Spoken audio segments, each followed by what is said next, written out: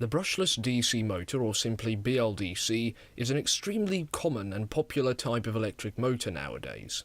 However, in some sense, it doesn't even exist. Alright then, so in order to keep things easy to understand, let's kick off with the simplest electric motor design one can build. Actually, there's probably a simpler design, but one of the simplest electric motor designs that you can possibly build. Here it is, okay? As you can see, what we've got here is a magnet, so a normal permanent magnet that is attached to a rotating shaft, and then there is one coil right next to that magnet, a stationary coil. Now, of course, if you make an electric current run through this coil, the coil becomes magnetic. So that's what we can do. We can run an electric current through the coil, like this, turning the coil into an effective magnet. Now, as you can see, the north pole of our coil is facing the north pole of our magnet. And that's not right, because of course north poles repel each other. So these poles are going to push each other away. At the same time, though, the south pole of our magnet is attracted by the north pole of our coil, which means the magnet, which is on a rotatable shaft, will rotate in order to align its south pole towards the north pole of the coil. So that is how this motor turns. There is, however, one problem, of course, and that is it only turns 180 degrees and then it stays where it is, because, of course, the magnet has reached the ideal position. Why would it rotate any further? We can overcome this problem by swapping the terminals of our coil, or the power supply, which makes the current in the coil reverse, which swaps the north and south pole of the coil, and that rotates the magnet another 180 degrees.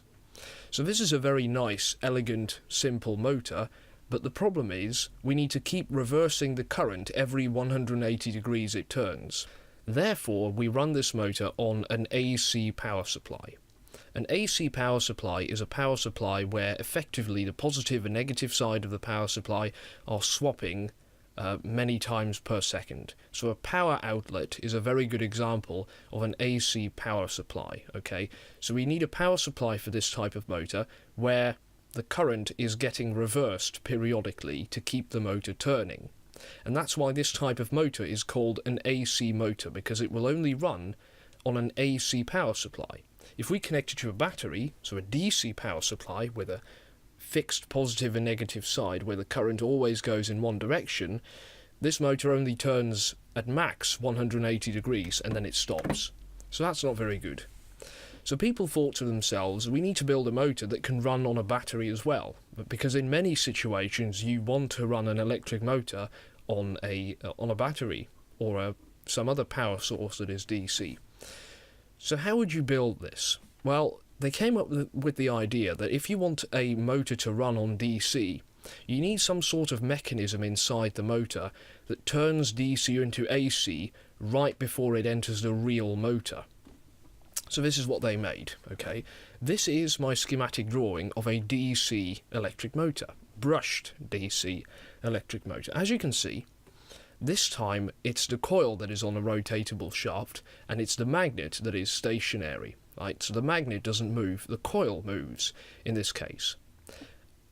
Also on this shaft is this round object that we call a commutator. And this is a very interesting thing. The commutator has two halves, and each half of this commutator is connected to one terminal on our coil. So one side of the coil is connected to one half, the other side of the coil is connected to the other half. And finally, we've got two brushes, and these brushes are spring-loaded, and they're pushing against the sides of that commutator. And these brushes are connected to the terminals of a DC power supply. So, in order for you to be able to understand what happens here, I'm just going to make this animation run, and just observe what happens for a bit, okay? Just observe what's happening here. If you look closely, you can see that because this commutator consists of two halves, it automatically reverses the current through the coil every 180 degrees. So what we've made here is basically a mechanical DC to AC conversion system, and that makes this motor run.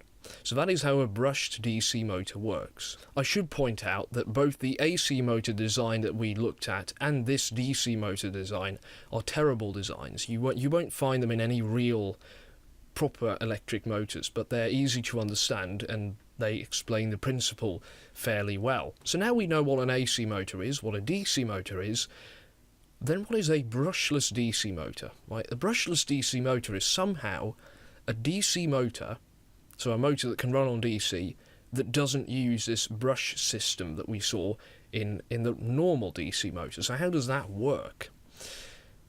Well, it's actually pretty lame. A brushless DC motor is this.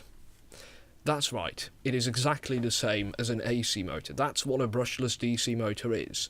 Except there is one extra bit. A box, right? A box that contains some electronics that are able to convert DC into AC power. That's all a brushless DC motor is. Again, this is not the design of a typical brushless DC motor. Typical brushless DC motors don't use one coil and one rotating magnet. But this is a type of brushless DC motor that is possible, right? And it explains the idea of the brushless DC motor. A brushless DC motor is simply an AC electric motor with an inverter strapped onto it that converts DC into AC. So what you can then do is take your battery, plug this battery into the motor, although you're not really plugging it directly into the motor, you're plugging into a box, and that box will then convert this DC electricity into AC electricity before it goes into the AC electric motor. So if you look at it that way, brushless DC motors don't exist. They're just AC motors with equipment built into them to convert DC into AC.